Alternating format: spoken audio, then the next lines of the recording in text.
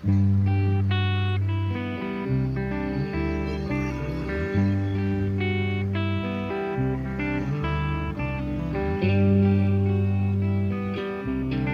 araw mga kaambot, maligayang pagbabalik dito sa hardin natin. Ipapakita ko lang sa inyo itong Carolina Reaper at pwede ba talaga siyang imarkot o paugatan sa kabila ng pagiging malambot ng kanyang puno. Pero bago yan ay ipapakita ko muna sa inyo kung gaano ba talaga kalaki ang bunga ng Carolina Reaper na tanim natin. Simulan natin dito sa pinakamalaki. Tapatan natin ng 5 piso, 5 pisong luma dito sa Pilipinas. Yan, kung mapapansin nyo ay halos magsinglaki siya. Halos singlaki niya ang 5 piso. Yan, okay. Nagsisilakihan na pala, no? Ngayon ko rin lang napansin na ang lalaki na itong iba. Ito, halos sinlaki rin siya ng 5 piso. Itong iba naman ay piso lang, no? Yan, okay. Pero malaki pa rin itong isang maliit niya. Yan, ganyan sa kaliit. Okay. And then, ang karamihan ay yan na. Halos sinlaki na rin talaga. Sinlaki ng piso o 5 piso. Ganun lang naman, ganun ang mga sukat niya. Ngayon, ang lasa nito, ng Carolina Reaper na to ay hindi pa natin alam. So, malaman na lang natin yan kapag may nahinog na.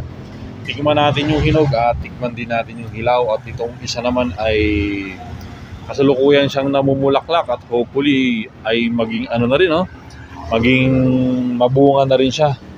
Kaya lalagyan natin siya ng ulit ng pabubunga ngayon maya-maya. Pakita ko lang ang tanong ay pwede bang paugatin ang Carolina Reaper sa kabila ng pagiging malambot ng kanyang sanga o puno. Though hindi naman talaga ganun kalambot ang puno ng Carolina Reaper, meron din siyang parang pinakakahoy. Kung mapapansin nyo yan, nilalagyan ko siya ng ganyan kasi napatunayan ko na pwede naman pala talaga. Ito rin lagyan ko. Ito yung nauna nating pinaugatan, mga kaambot. Tingnan nyo. At ito ay yan. Okay, itong nakikita nyo na to, ugat niya na yan. So nakaganto yan dati at nung napansin natin na hindi pa natin pwedeng putulin nung nagkaugat na siya ay kasi dahil nga sa mga marami niyang bunga, ito ang natin. Ginawa natin ng paraan para hindi siya mabilis malanta. So nilagyan na natin ng ng ganto, mas maraming lupa para hindi siya matuyuan agad. Tapos unti-unti na natin tong puputulin dito kasi hindi rin advisable na yan at may bulaklak siya. Puputulin mo lang saka mo siya itatanim, may hirapan sa makarecover.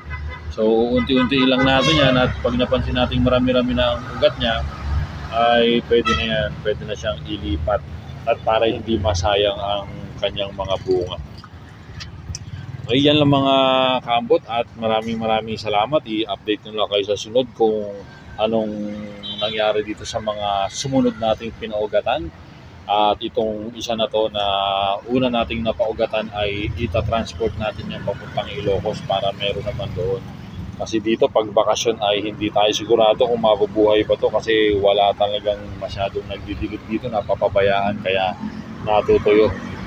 Okay, yun lang. Maraming salamat. Kung nagustuhan nyo naman, pakishare, pakilike at subscribe na rin. Okay, thank you very much. Till next time.